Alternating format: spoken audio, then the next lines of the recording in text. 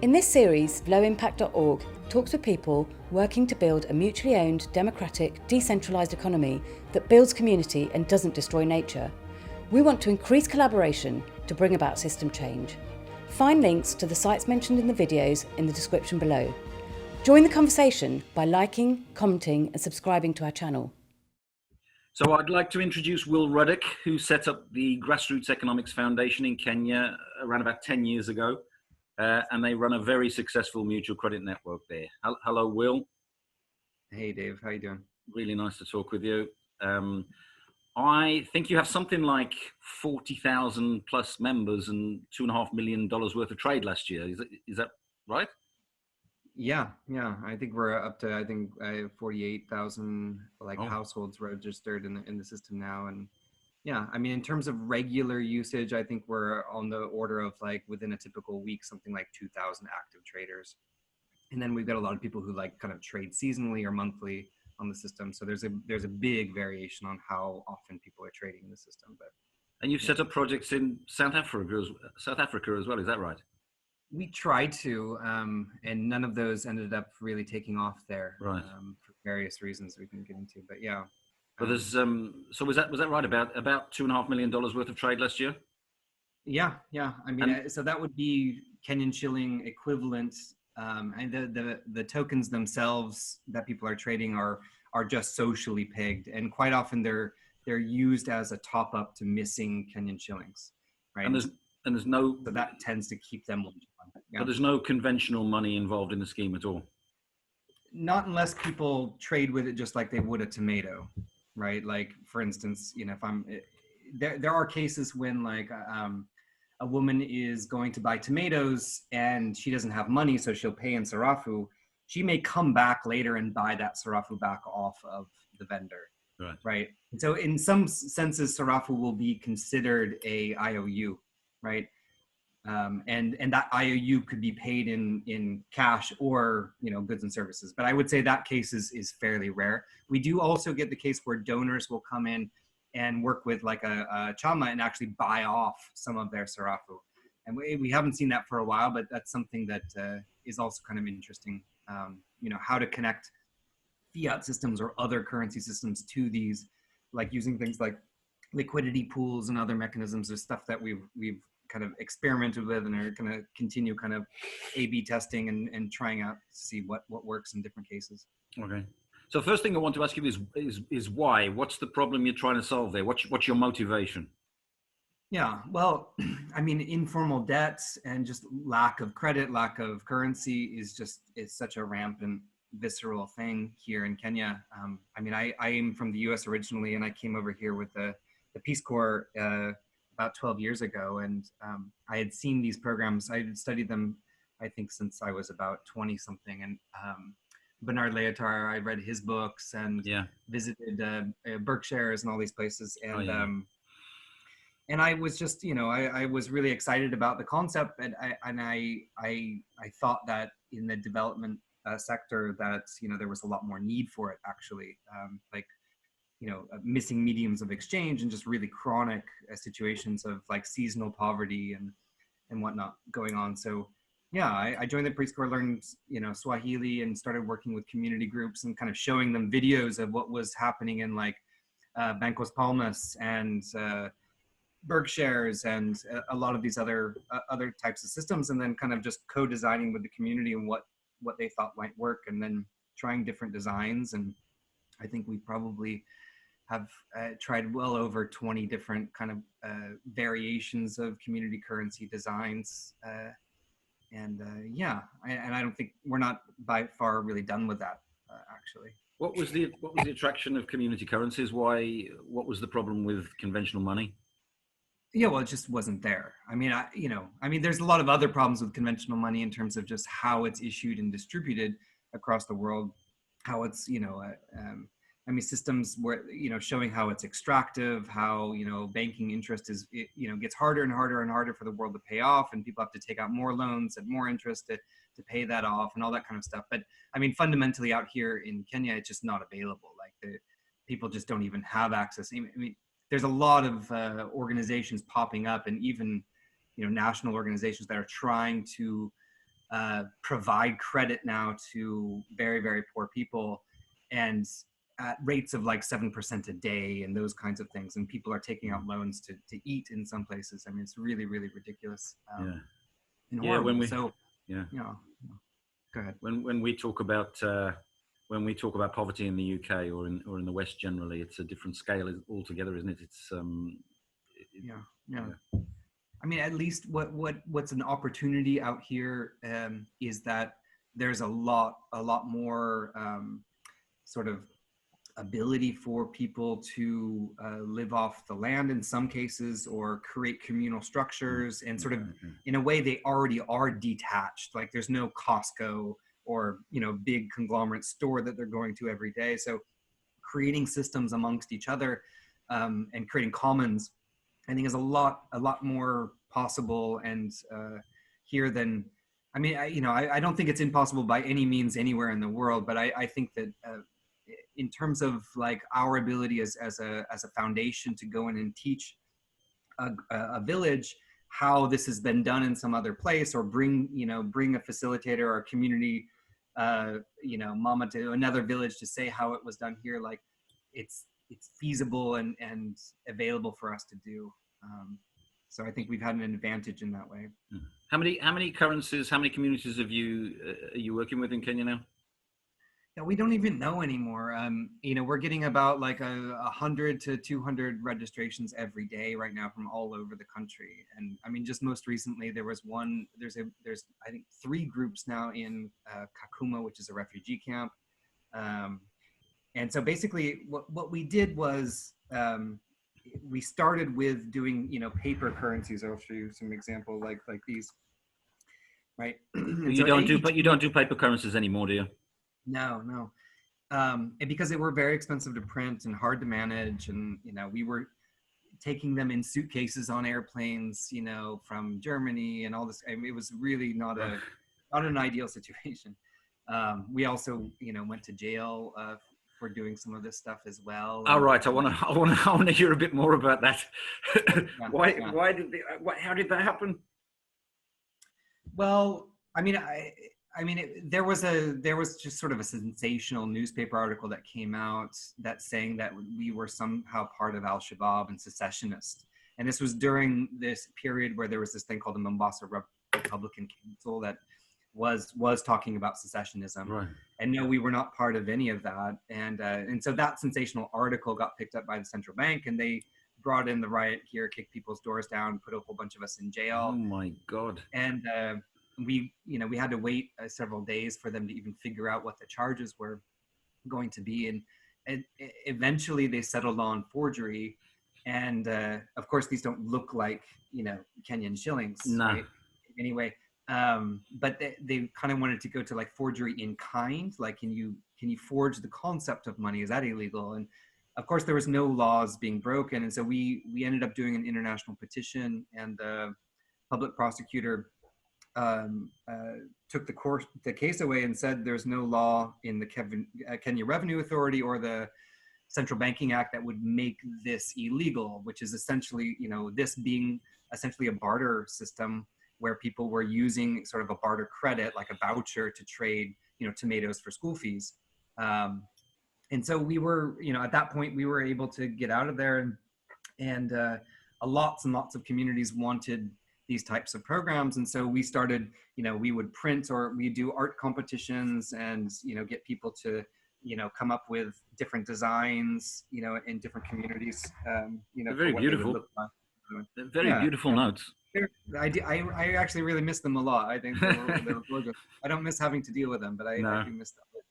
So I heard that after the court case and after the jail adventure, the chief of police came to your relaunch event. Is that right? No, but I actually, one of the chief of police came, one of the local ones, but not like the director of public prosecutions, and also like the local member of parliament came, right?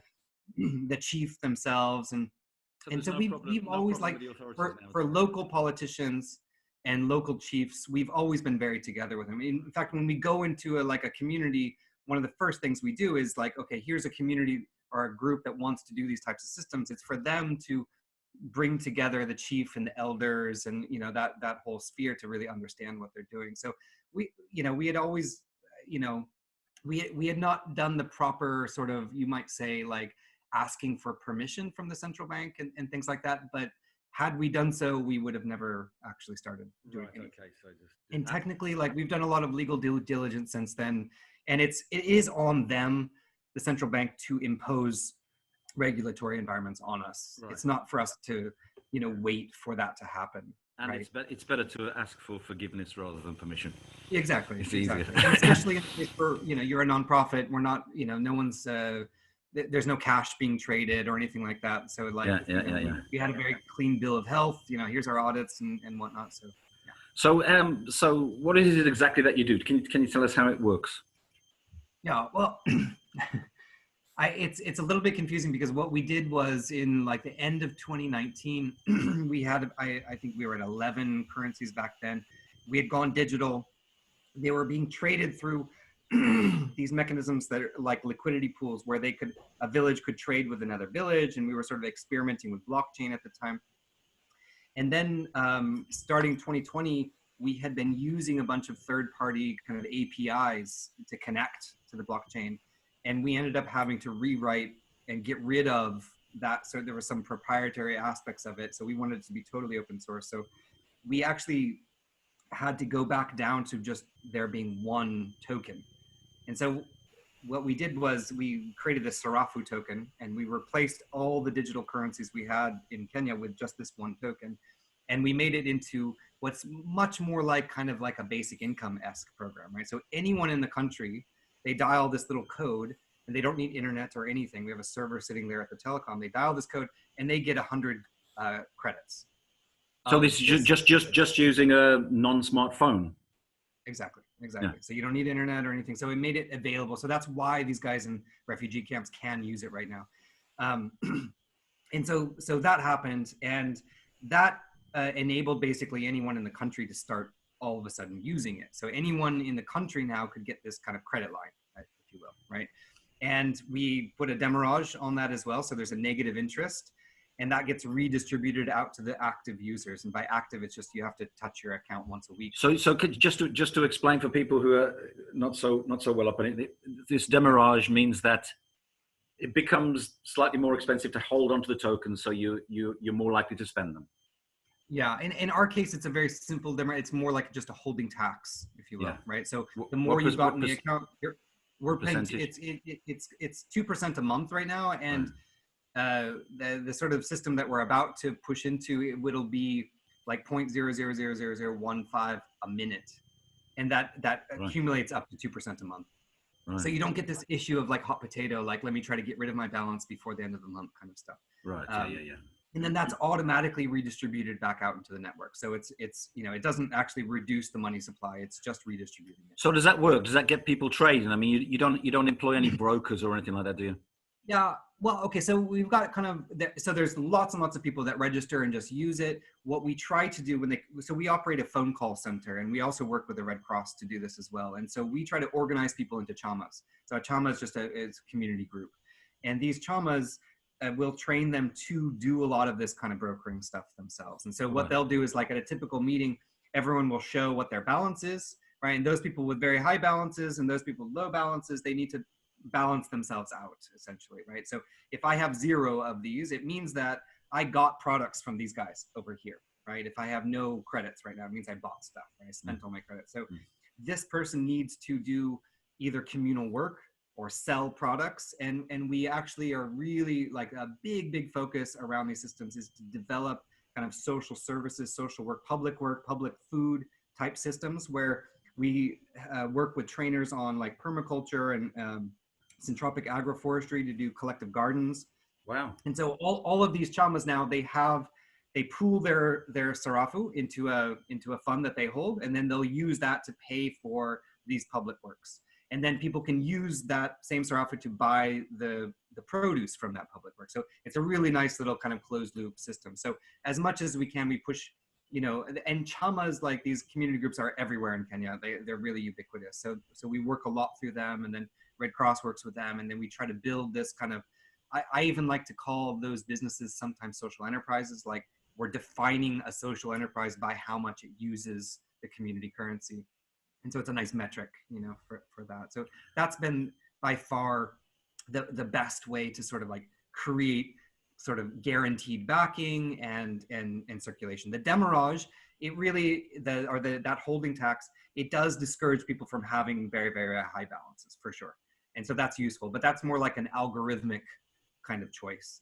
And then, you know, like the future of these programs, the hope is we want to go back now, even midway through this year, to communities now creating their own token. So rather than, so Sarafu, it's not, you know, it's not very democratic. It's really just sort of like a utility.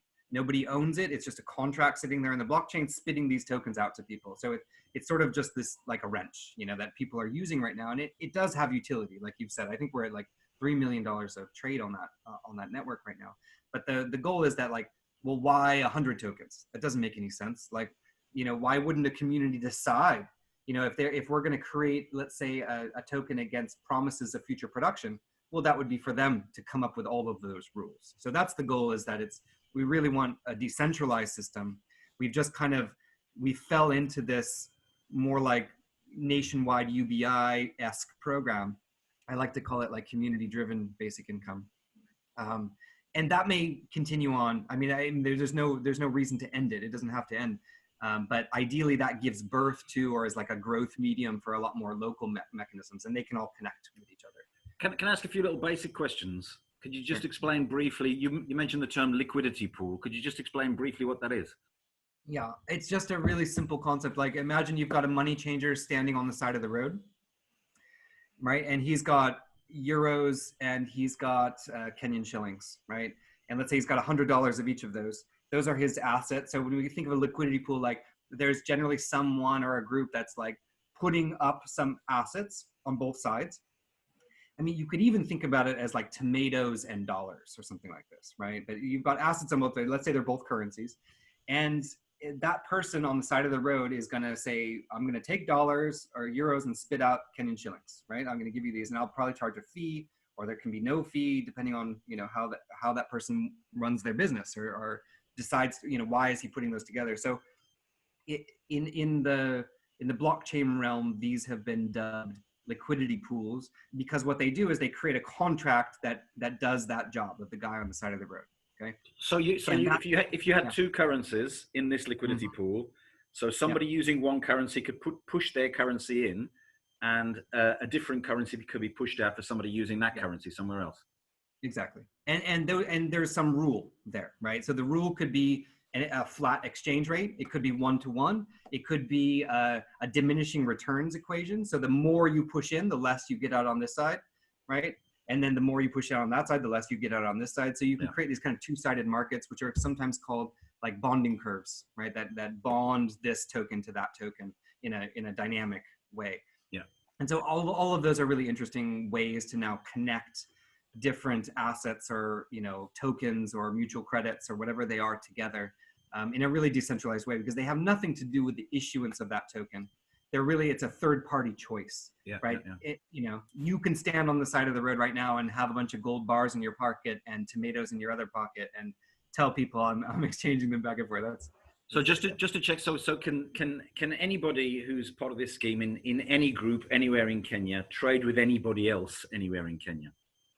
So currently they're only using one token. So yes. Right. Okay. So very easily. In the future, let's say you create a Darby, you know, Darby Village has a Darby coin, and you've created 1 million of these tokens and you've distributed them, and they're being used in your community. And, you know, that's your credit line that you've created, this Darby credit line.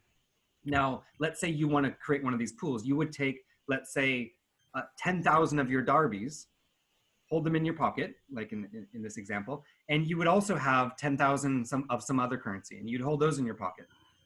And you tell people, if you want some of this other currency, Sarafu, give me some of those Darbies, I'll give you some of these back. That would be you doing that as a choice. And it's a third party thing. It has nothing to do. And so I like that realm, because it separates out token issuance from exchanges, right? Yeah. And those exchanges can be defined in any way you want. It's a whole language. Yeah. So when people join the scheme, they get 100 tokens to kickstart them, to get them started. Could you just briefly explain where those 100 tokens come from? Yeah, they're minted. So it's a credit that's just being created. So they're not backed by anything. So this is like, if you're in a mutual credit, this would be just giving someone a -100 credit line, right? They can go max -100. So that's all it is. Right. Okay. Okay. So it's almost too simple. It's, you know, bogglingly simple, you know, and it disturbs people, I think, a little bit, just to say, well, okay, so you're just creating this credit space, and you're encouraging people to basically take their debts from, like, let's say Kenyan shillings, and take these stagnant markets and just, you know, use that credit space as a liquidity mechanism. So it's exactly the same as a mutual credit scheme where people join and they get a balance of 0, and they can go into. It's exactly the same, but it's just up a notch. So I guess it's more understandable for people. You've got some tokens that you can spend, and it's you always stay in the positive like you do in the real world, and so in most of the time with cash, for example. So it's more understandable. Yeah. I would say, like, as user interface though, making it look like a mutual credit where it's you see negative and positive, I think that's totally valid. And like, we want to A/B test a lot more of that. And we've seen, like, there was a test in Kisumu where that was done with Cyclos, for instance. And I think I haven't seen the results of it yet. And I think I suspect it is confusing for people, especially when negative numbers are sort of like really frowned upon, kind of, you know, as a sort of like a debt thing. But people feel that they're in debt. Yeah. But there's all kinds of, so like mechanisms that incentivize, in any credit system, you're going to get imbalances. So any system that incentivizes people, let's say internally, to know their balance, to know their trade balance among other people, is super important. Like the demurrage is another thing where they know that having a large balances isn't going to help them, right? And then also things like credit clearing circles, like chamas coming together, these women's groups coming together and helping to clear each other. The businesses that get formed, I think that's, you know, creating social services in this way, like with that in mind, you know, that this is a business that's being built, signed by the chief and the elders, that is going to accept this kind of basic income going around the community, this community driven basic income. I think that's a really beautiful thing. And all of those are like, you know, it's like a toolkit of techniques to take any kind of credit system and make it flow, you know.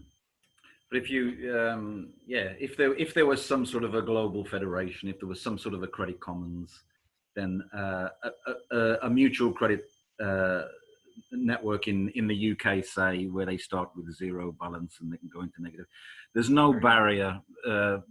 They can intertrade. They can intertrade with your groups in Kenya, and there's no barrier to that. Yeah, no, and as long as, you know, someone can hold both tokens, or, you know, any combination of tokens, there's always going to be the ability to intertrade in any system in the world. Doesn't matter what it is, you know what I mean? As long, you know, and me as a programmer, like, you know, developing systems where if you've got anything and you want to trade it, I mean, that the whole decentralized finance space is that in definition. So there's no way to stop that from happening technically, right? Like, you can't, you know, you're not going to stop the guy standing on the side of the street, right? Yeah. And technically you can't stop it. So I think just planning toward that stuff, I think it can be really beautiful. And then even getting to the point where, like, you know, like, let's say, you know, there's a Derby restaurant that wants to issue a voucher, right, to help do its renovation, and that voucher is going to be good for future pasta in the future. Like, that's a perfectly valid mutual credit. There's no, you know, I mean, it's mutual among yourself. It's just a voucher. But if you want to connect those to a mutual credit, why not, right? Or connect it. There's the concept of network token, I think, is a valuable concept too. But, you know, where, like, by connecting to, like, let's say Sarafu in Kenya, you're automatically then, you know, it's very easy to connect with everyone else as well.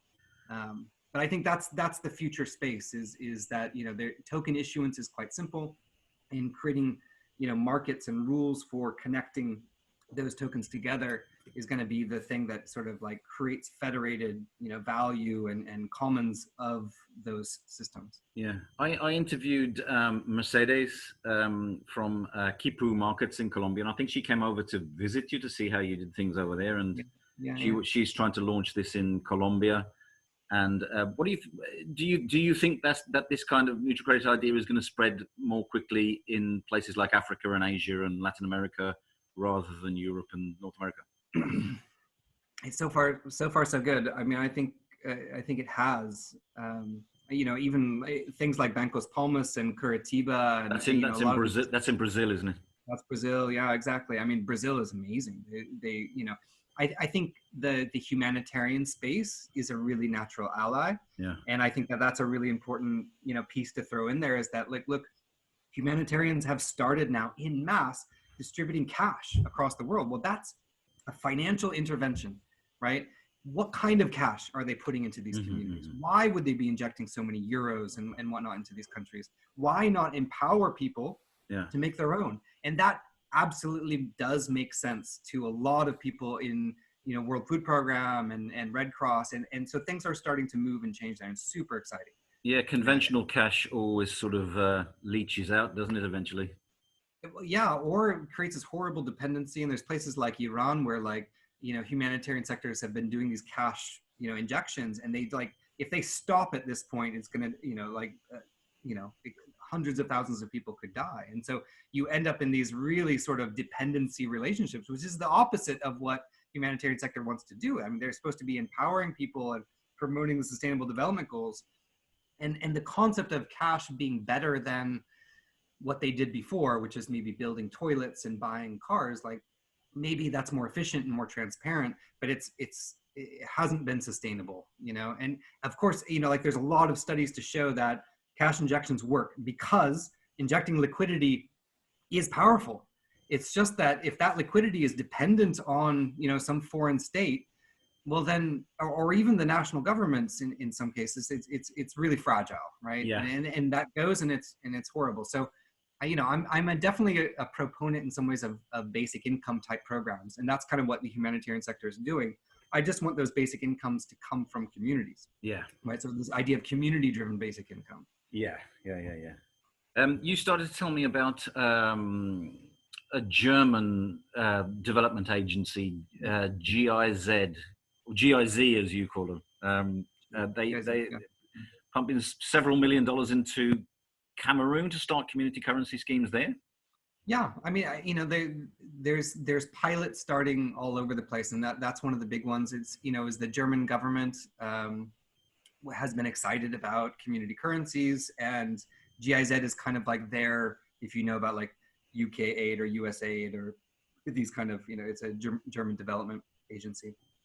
And so they're looking at implementing in Cameroon and among kingdoms, and even to the point of working with those kingdoms to create tax systems in community currency, which is huge. Oh, really? That is a big step, isn't it? Right. Yeah, because I mean, also like Kenya is just an example. Like, you've got 70% of the population not paying any taxes whatsoever. So if governments can see this as a tax source, you know, and it becomes transparent, you know, where that tax is going. So I like the blockchain aspect of this as well, right? To see where those taxes go. I like the transparency of blockchain a lot, especially at that national level. I think it could be amazingly powerful and beautiful to see these things flourish. You know.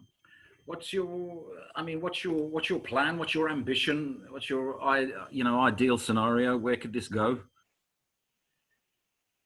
Well, I mean, I think we've kind of described it, but it just, you know, if the entire world becomes a decentralized financial system with interconnected mutual credits, I think that could be amazingly beautiful and really, you know, move us, you know, past this kind of like stage one civilization kind of, you know, where we actually start, you know, looking at, you know, what do we want to do as humans rather than just make money. That's, you know? really money, exciting. money becomes yeah. a tool. No. That's a really good vision. You know, there's so much to do here. And I think, you know, like regenerative agriculture, like I look at these massive like landscape restoration projects going on in like China and even Saudi Arabia. And most of those have faltered and stopped. I mean, there's a few that are still going, and they stop because there's not enough money to do it. Right. So here are, you know, ways that we can actually, you know, support the environment, you know, make the earth green again, regenerate the soil. Yet we can't find the money to do those things. And you know, like with the sustainable development goals, there's $3 trillion gap in funding them, and, you know, all this kind of stuff. And with World Bank, they would say that there's a $3 trillion gap also in credit supply. There's not even enough credit. So we can solve all those problems at the same time, right? Let people create their own credit, let them fund regenerative agriculture, right? And so when I go out into a village and we've got, usually it's another village training the next village, but they go in and say, well, actually you guys can fund all of this farming, all this regenerative farming. And we work with guys that have come from Brazil to give us different techniques on farming, and a lot of it is very labor intensive. And so there's a huge amount of mulching, a huge amount of, mixed crops, bio-intensive stuff. There's a lot of having to deal with water catchment. And so to pay for all that labor, right, it is technically going to be impossible. Like all the labor that we need to pay for, even if we had all the funds from World Bank and all the funds from all these places, it's not going to happen. And so to say that right now we can actually create that credit against the future of those farms, right? So that's what's happening, is people are getting paid based on the future produce that's coming out of that farm, right? So it's essentially like a credit or a voucher against that future production. Yeah. Right. Yeah. So this is a method we can use to just say, okay, we need 1 million people working on this project, right? And to me, that's the project of our time, is regenerative agriculture, right? We need to turn deserts back green again. We need to rejuvenate all this land that we've destroyed over the last 200 years. I mean, most of the land here in Kenya, it was fertile soil, 200 years ago, when the forests were cut down. And then, after generation after generation of just slash and burn agriculture, it's just gotten worse and worse, to the point where we're, 60 harvests away from massive starvation, and locusts are coming and all this kind of stuff going on right now. So just mobilizing people to do all this work that needs to be done, I think that's what's exciting. And that's where humanitarian sectors come in, and governments can come in and really see this as an action plan, to move forward. Yeah, I love your vision. I mean, there are large vested interests. There are sort of large financial institutions and vested interests, and it's not going to really be in their interest, your vision. Do you think they're going to throw barriers in the way, or do you think they're going to stand by and let this happen, or what do you think is going to happen?